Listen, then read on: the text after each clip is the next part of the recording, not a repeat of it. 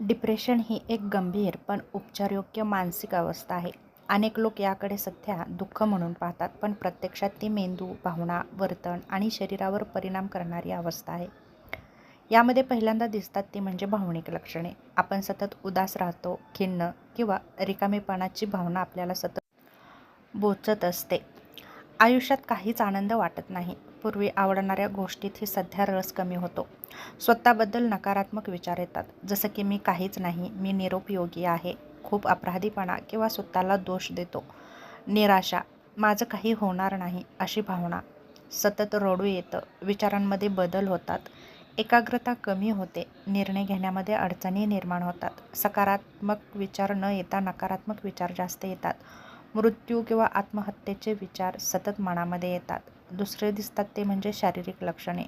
झोप लागत नाही किंवा खूपच जास्त झोप लागते, थकवा येतो, ऊर्जा नसल्यासारखं वाटतं, भूक कमी होते किंवा खूप वाढते, वजन अचानक कमी होतं किंवा वाढतं, डोकेदुखी वाढते, अंगदुखी त्याचप्रमाणे वर्तनामध्येही बदल होतात, जसं की लोकांपासून दूर राहणं, कामात किंवा अभ्यासात रस कमी होणं, रोजची कामे करायला कंटाळा येणं, बोलणं किंवा हालचाल मंद होणं.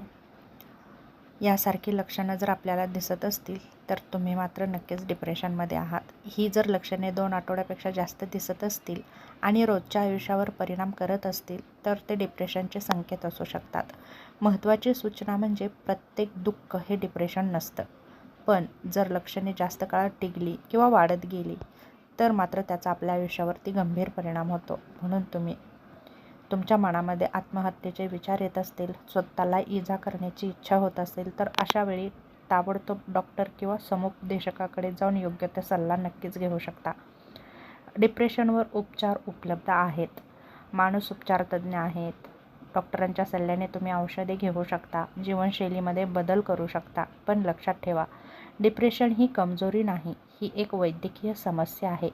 योग्य मदत घेतली तर पूर्णपणे सुधारणा आपल्यामध्ये नक्कीच होऊ शकते. तेव्हा डिप्रेशन म्हणजे खूप मोठा आजार आहे आणि यामध्ये आपण आपलं जीवनच संपवून टाकू हा विचार मनामध्ये न आणता संयमाने तुम्ही डॉक्टरांकडे किंवा समुपदेशकाकडे जाऊन तुम्ही योग्य ते उपचार घेऊन या आजारापासून नक्कीच बरे होऊ शकता.